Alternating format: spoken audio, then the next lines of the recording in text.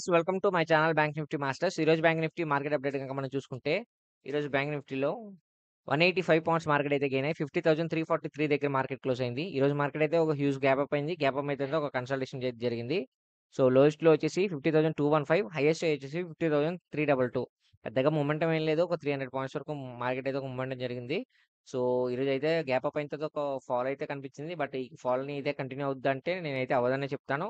Market complete recovery sign అయితే ఉంది. Market recovery అవుతుంది. జాగ్రత్తగా ట్రేడ్ చేసుకోండి. ఓకేనా ఫ్రెండ్స్?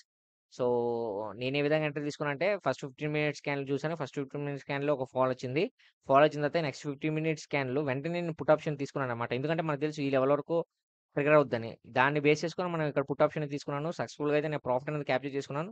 దాని తర్వాత మార్కెట్ అయితే ఎప్పుడైతే ఈ లెవెల్ ఇదయిందో మార్కెట్ మళ్ళీ కంప్లీట్‌గా రివర్సల్ అయింది. మార్కెట్ ఒక కన్సల్టేషన్ అయితే జరిగింది. సో, ఈ విధంగా అయితే ఎంట్రీ తీసుకున్నాను. ఇంకా రేపు ఎలా ఉండబోతుందంటే మార్కెట్ రేపు కంప్లీట్‌గా పైకి వెళ్ళబోతుంది. ఫస్ట్ 15 మినిట్స్ స్కాన్ గనుక ఒక బుల్లిష్ స్కాన్‌లో వస్తే మాత్రం మీరు కాల్ ఆప్షన్ ప్లాన్ చేసుకోండి. ఒక బేరిష్ స్కాన్‌లో వస్తే మాత్రం మార్కెట్‌లో వెయిట్ చేయండి. ఇంకో 15 మినిట్స్ స్కాన్‌లో ఎందుకంటే ఈరోజు బేరిష్ స్కాన్‌లో వచ్చింది కాబట్టి. సో, 30 మినిట్స్ వెయిట్ చేసిన తర్వాత మార్కెట్‌లో ఎంట్రీ ఇవ్వండి. ఓకేనా ఫ్రెండ్స్? సో, సపోర్ట్ అండ్ రెసిస్టెన్స్‌లో వీడియో ఎండ్‌లో పెడతాం. మీరు కావాల్సిన స్క్రీన్‌షాట్ తీసుకోవచ్చు. తిరిగి మళ్ళీ మనం రేపటి వీడియోలో మళ్ళీ మనం కలుద్దాం. ఓకేనా? Thanks for watching.